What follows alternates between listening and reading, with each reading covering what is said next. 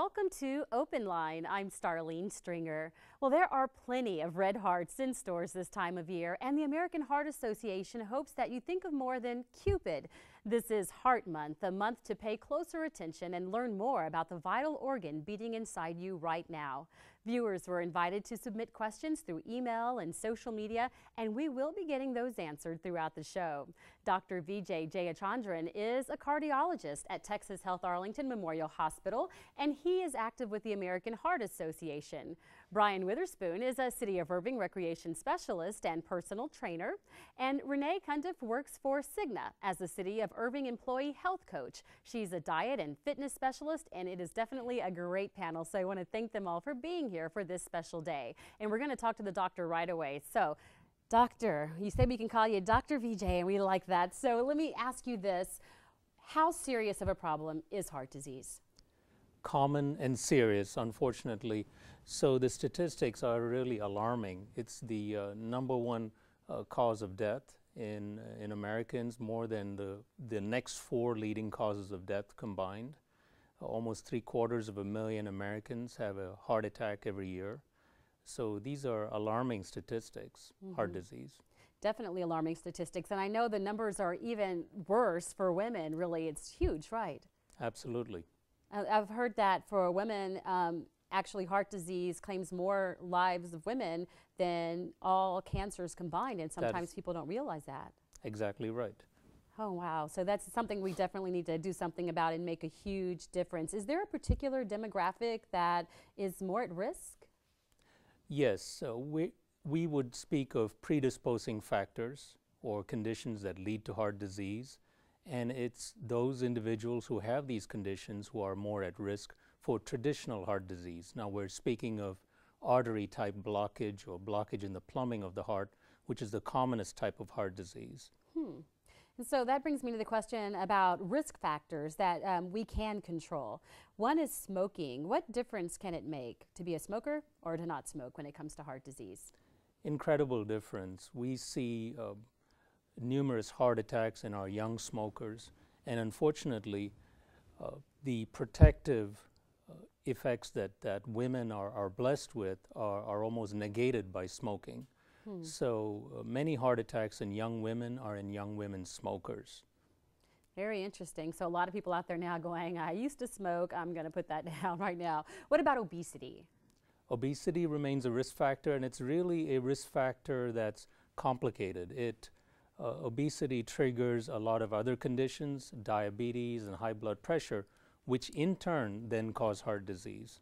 So obesity indirectly causes heart disease and directly could cause a heart attack by these conditions. Wow. And you know, this is where Brian comes in. We're going to talk to him about fitness and health and what he recommends to people wanting to start a fitness program. Brian?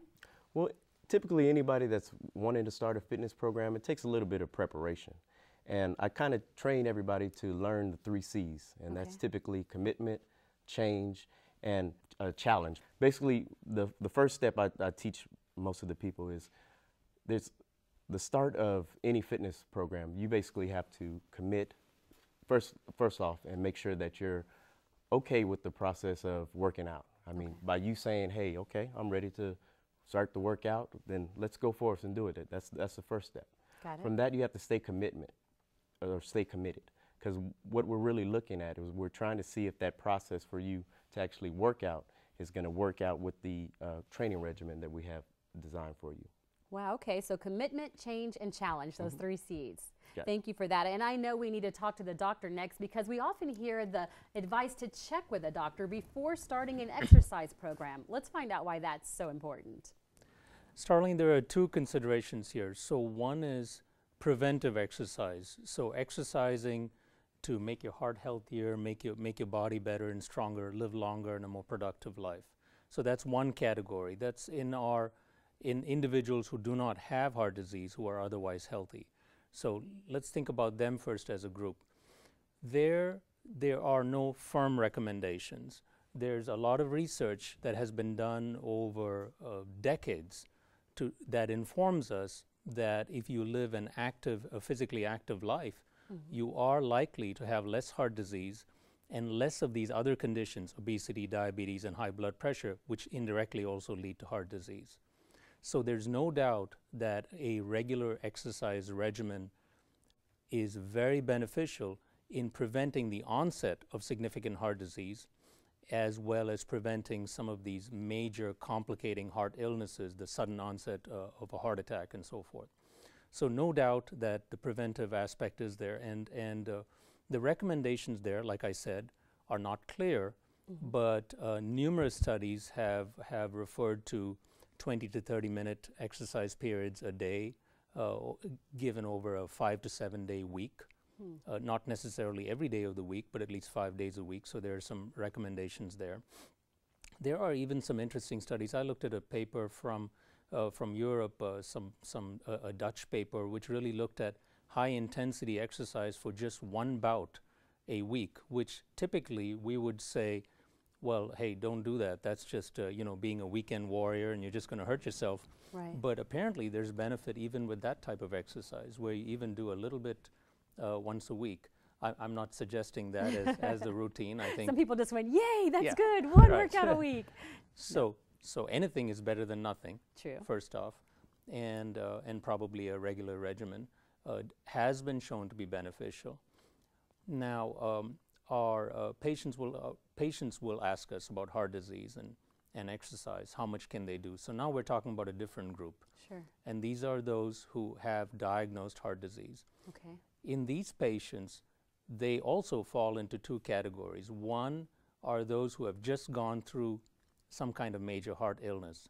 Those coming out from a hospital after a heart attack or having had a heart procedure coming home.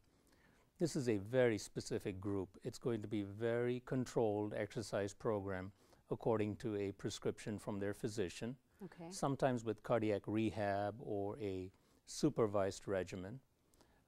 And it's going to be, just as I said, very specific, very prescribed. In general, those who have had some form of heart disease and want to get into an exercise regimen, we always tell our patients, go ahead and use your common sense. Start out slow and start out gradual. Work mostly with aerobic forms of exercise and progress. There are research papers that show us that just a regimen of walking for 15 to 20 minutes a day, just a brisk walk, is as good as a strenuous exercise regimen. So that might be all that's needed, and very often that's my number one recommendation, is walking as a form of exercise to my heart patients. Perfect. I'm glad you brought that up, because we're going to go to you next, Brian. I want you to talk about the different ways that the city of Irving has for people to get out and exercise, and that includes like walking and running on Campion trails, right? Correct. The city of Irving has some great trails out here on Campion trails. We have plenty of variety of programs that we offer. We have night hikes. We have activities where we actually have the community come out and kind of run around the park, trying to just get fitness basically booming in the area. Majority of the areas that they're trying to flock to now are the Campion trails close to 114. And we've been seeing a lot of bike riders. We see people running with the kids, strollers, and it's booming. Good, and I know you see some of these people time and time again. You see them when they start the beginning of their fitness regimen, and you also see them as they continue along, and maybe they're losing weight or getting in better shape. What are some of the benefits you've noticed by observing people? Just by observing people, I mean, you kind of see that confidence. Their confidence is now increasing due to them working out. You're kind of having a better feel for life. They're healthy, they're eating better, and you kind of see that the community's getting behind them, their friends getting behind them, and they're all working together. A lot of people are basically doing a lot of networking on Facebook or Twitter, and they're showing their success. It's like, hey, look at me, I'm over here working out. I've lost contagious. This. Exactly. I love it. And it's good, because from that, it's accountability. Now everybody else is seeing what great success they're having, and they're joining. Wonderful, and I'm glad you mentioned diet, and we're going to talk to the doctor, and then we're going to talk to Renee. But doctor, we talked some about fitness. What about diet? I mean, how critical is that? Diet plays a huge role. It's both, again, as we've spoken about with exercise, direct and indirect effects. So let's talk about indirect effects first, because that's probably the larger. So diet issues leading to obesity, leading to hypertension or high blood pressure, as well as cholesterol problems and heart disease, that is probably the number one problem we battle as physicians as we look at our patients and try to get them to live right.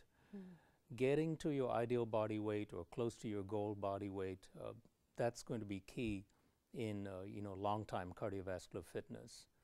It's incredible the data or the information that we have about conditions like metabolic syndrome, which is essentially a condition of obesity from simply put the equivalent of having just a large belly and the adverse or poor effects from that.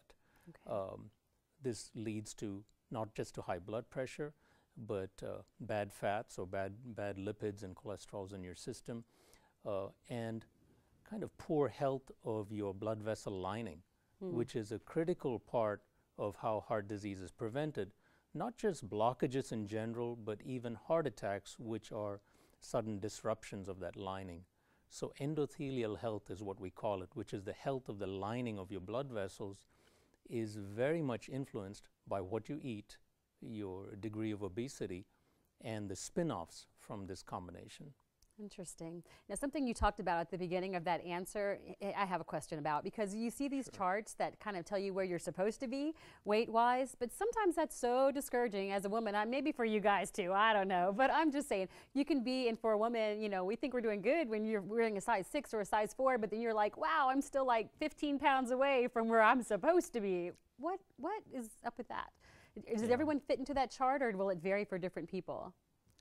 It will. It's getting to your as close to your ideal body weight as possible. I mean, we have to be realistic. Okay. And I personally believe that every time we see someone starting to work towards those goals, we see a great improvement. We see positive spin-offs from that. We see improvements in their blood pressure. They're living right, and so everything else is changing with it. So I would say, do not, to anyone out there, do not despair if you don't hit your ideal body weight. But as you get towards it or you work towards it, there is absolutely no doubt you will make improvements in your cardiovascular health. Okay. Thank you. I feel good now.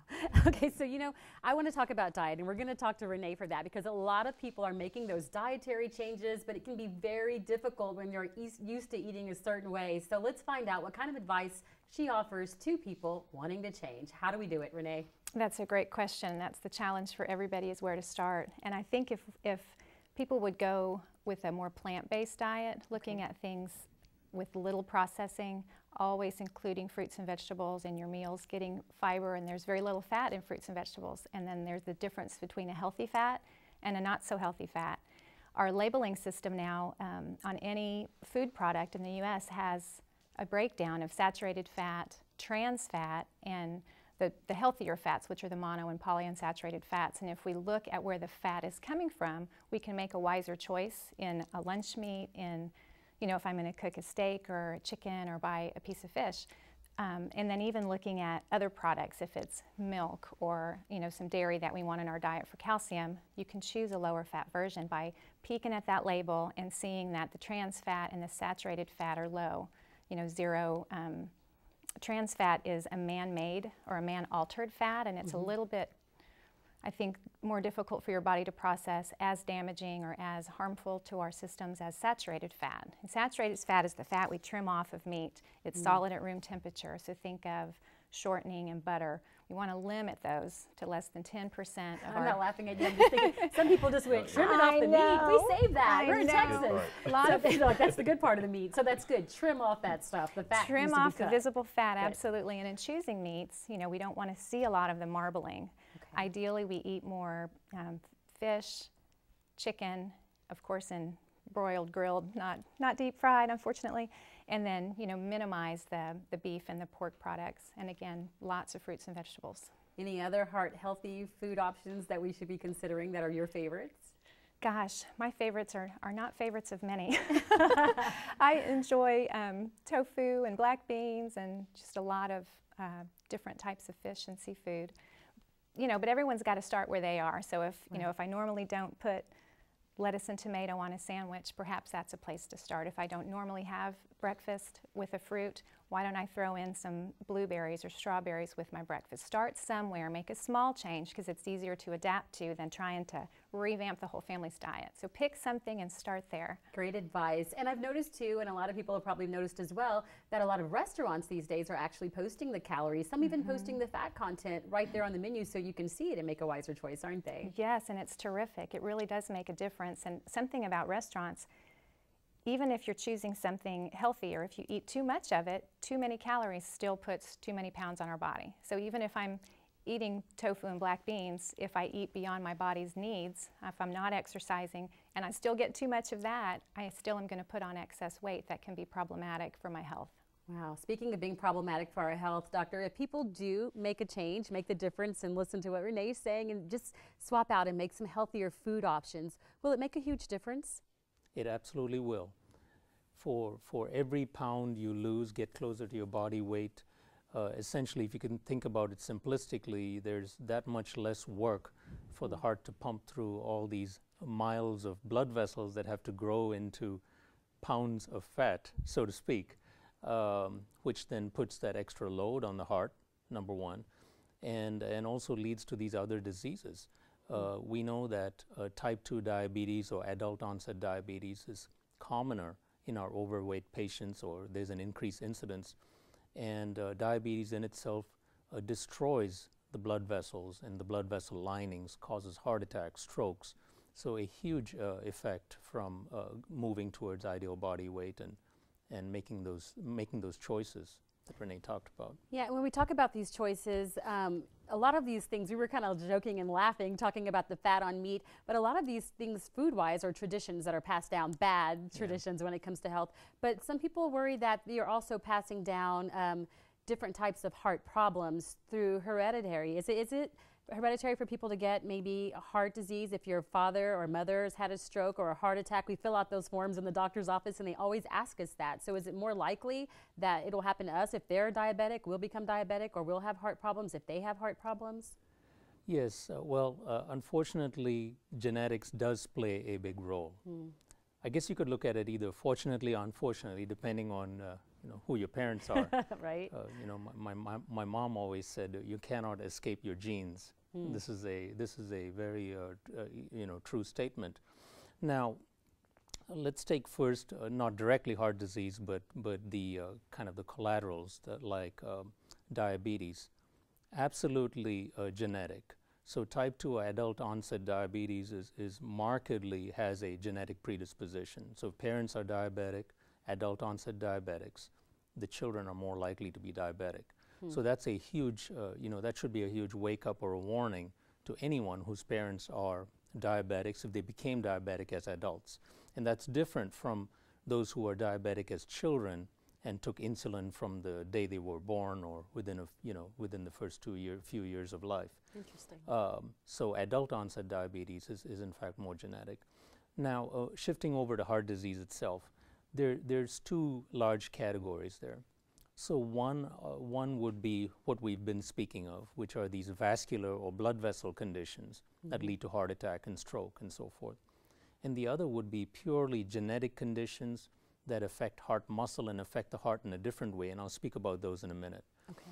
But if you think about just heart disease and heart attacks, we have no doubt from all the research that has been done that family history does play a role in promoting artery disease in terms of blockage and heart attacks. So unfortunately, if your mom and dad had a heart attack at a young age, then you're going to be more predisposed. Thank you for answering that for us. Yeah. Brian, I want to move to you now because I know you work at Northwest Recreation Center, and the city also has fitness at Heritage Senior Center. Talk about the variety for different ages.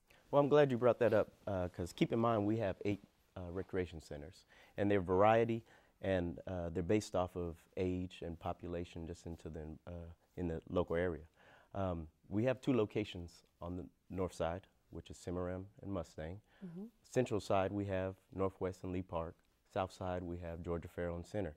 And keep in mind, a lot of people forget about Lively Point, which is a teen center, as well as Heritage. And we offer a variety of programs.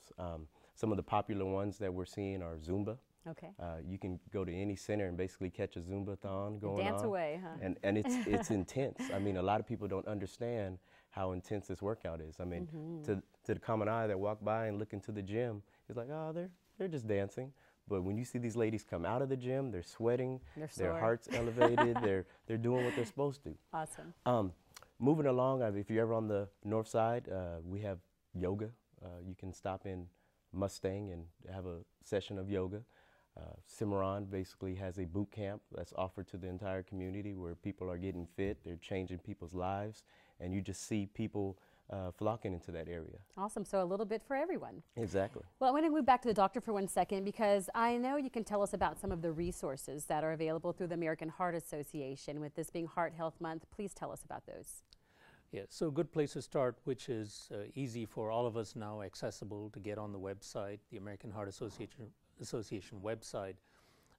Not just medical advice there, but also dietary advice and lifestyle changes and just a ton of information. So I would direct people there. Wonderful. Yeah. And Renee, I know you were at a recent American Heart Association banquet where the city of Irving got some special recognition. Tell me about that. They did. The city of Irving received for the 4th year, I believe, platinum level fit-friendly workplace award for providing not only for the city residents but also for the employees of the city we really encourage fitness activities at work and encourage people to make healthy lifestyle changes, and due to that, the American Heart Association has recognized them with that platinum level award. Awesome. And we got to see some of the video of the presentation. It seems like it was definitely a wonderful event. It was a terrific banquet. Yeah, well, in the event that something should happen to you, if you start to have a situation where you're thinking maybe something's wrong, let's find out from the doctor exactly what the symptoms are that you need to be aware of. When it comes to heart disease, when should someone start to worry? What are some of the signs and symptoms of a heart attack? Chest pain is going to be the #1 symptom there, with heart attack or artery type blockage of the heart. And and our patients who experience these heart attacks or angina, which is pain related to decreased blood flow of the heart to the heart, is typically described by our patients as a pressure across the middle of the chest. And patients who experience a heart attack will actually tell us, look, it felt like an elephant sitting on my chest. It was an intense or severe pressure. Oh, wow. So pressure, an intense pressure across the chest, usually not pinpoint or point like a little pin pricking you or a nail going into one spot. It's not that type of pain, or an intense or diffuse pressure across the chest. Wow. Sweating associated with that, other feelings or sensations can go with it. Sweaty sensation, the pain can radiate. By radiate, I mean move into other parts of the body. Classically, it's down the left shoulder and into the inner part of the left arm. It could go all the way down to the fingers. And so this is what we call radiating pain that goes down the arm. The pain can go back to the back as well, almost like going right through your chest. Oh, wow. So chest pain is the #1 key symptom that we tell our patients to watch out for. And when should they call 911? I mean, people have pain sometimes, and I don't know, people think they have to call 911 just because they feel a little pain. When should you call 911? Yeah. Typically, if it's just a flash or a stabbing pain that just goes away in a few seconds, or even in a minute and it's just gone, this is not going to be a heart attack. A heart attack is typically fairly unrelenting, heavy pressure across the chest that just doesn't go away in a few seconds. Gotcha. It's going to last somewhere in the range of 5, 10, 15 minutes or even longer and be fairly intense, will really get your attention. And I got to tell you, I tell our patients, you will never be faulted for activating the emergency system or showing up to get checked out. It's probably better to be safe than to be sorry. There you go. Now, Brian, sometimes people think they're having a heart attack when they're just starting their exercise routines and they're like, oh, I'm out of breath. This is really hard. And they sometimes give up. How do you encourage people to stay motivated to keep their fitness regimen going? Well, you have to keep it fun. I mean, a lot of people, when they start training, if you make it to where it's too intense, they'll quit the training regimen real quick. So what we try to do is we try to make it fun, encourage them, make sure that the training regimen is not the same. Always change it up. If you're doing something one week, switch it completely up the next week, and kind of get them off balance and make them start seeing some changes. There you go. Speaking of off balance, we were looking at a little Tai Chi while you were talking about that, and so that's good. That's a challenge, something fun for people to do that's creative. Right. Yeah, Thank you for that advice. And Renee, same question for you, because I'm sure people often start to go, okay, I'm trying to eat healthy. I'm trying to eat this tofu that I heard Renee talking about on TV, but I really want a steak. So how do they stay motivated and stay on the right track and make healthy options? I think really noticing small changes. I ask people to not just focus on what they can't have, but focus on what they can and what they're doing right. So if I chose small French fries instead of supersized fries, which I would have done 2 weeks ago, I'm going to praise myself for that. And eventually maybe I'll get away to ordering fries altogether. But I think if you recognize the small changes, if you chart a little bit, okay, I had fruit yesterday and today I'm feeling pretty good, because you might not feel a big difference in a few weeks, but if you look back and see that you've incorporated some changes, I think it's great if you partner with someone in your family, a coworker, so you can keep each other encouraged. If you're standing at the vending machine and your friend has an apple instead, then you can stay on track a little more easily. Good advice. Thank you so much. And I want to come back to you, doctor, because I know even after doing all these things that are recommended, there's still the possibility that someone could still have heart disease. Isn't that true? Absolutely. Now, before we get to that, Starlene, can I just go back to one thing that Brian sure. said, which is, and I really like what he said, which is, to build up these exercise programs, to start slow and let them work their way up. We do have data, or research has shown us, that heart attacks are often triggered after a period of intense exercise. Oh, wow. And I know that sounds strange. We've just been here talking about exercise and so on, but we can give you examples. I saw someone just over the weekend who started a exercise regimen, very strenuous, and within about 30 to 40 minutes of their second day of exercise, and I think they just pushed too hard, too fast, too quickly, actually triggered. I'm fairly confident that intense exercise had something to do with actually triggering that heart attack. It's to do with spikes in their blood pressure, a sudden jump up in their blood pressure and so on, when their body has not been used to it. So if you're starting an exercise regimen, use your common sense and just don't get all crazy, on day one. So I think that was great how Brian said that. I like it. And I like how you just said it too. Don't get crazy. That's what the doctor says, We are just about out of time, but I do want to hear from each of them again in the panel, just to find out from you your big heart healthy tip. And we'll start with you, doctor. Can you tell us your advice for being heart healthy? It has to be about changing your lifestyle, and just about changing the way you think about things. So it's going to be, when it comes to food, it's going to be, it's not what I want, but do I need it? And can I afford to go out and do a little bit of shopping. Exercise? You sound like my husband when it comes to shopping. So I think the same way. Do I really need it? So that's what it comes down to with heart health, huh? It's going to be a change in the brain. Okay, Starts with the brain. Starts with the brain. And do you echo that, Brian? What do you say? I do. I concur. I want to say more of changing your diet, basically.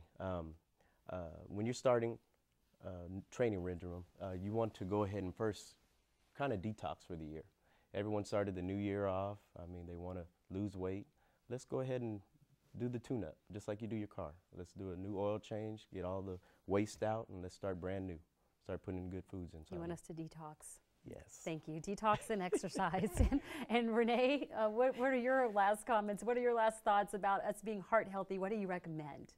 Well, I echo definitely what's been said. It starts with the brain. You've got to know it's a good thing for you to do and get that buy-in. Definitely choose well. Let everything be a fuel and something that is beneficial. And then I say move more. Movement matters. Taking stairs, not just sitting straight on the couch for hours or even at your desk for hours. I think movement is critically important to get blood flowing and to manage our weight. Wonderful. Thank you all for your advice. We appreciate you being here to tell us how we all can be heart healthy. Thank you for taking time out of your schedule. And thank you for watching. I'm Starlene Stringer. Please be sure to join us on Thursday, March 13th at 1:30 p.m. for our next edition of Open Line.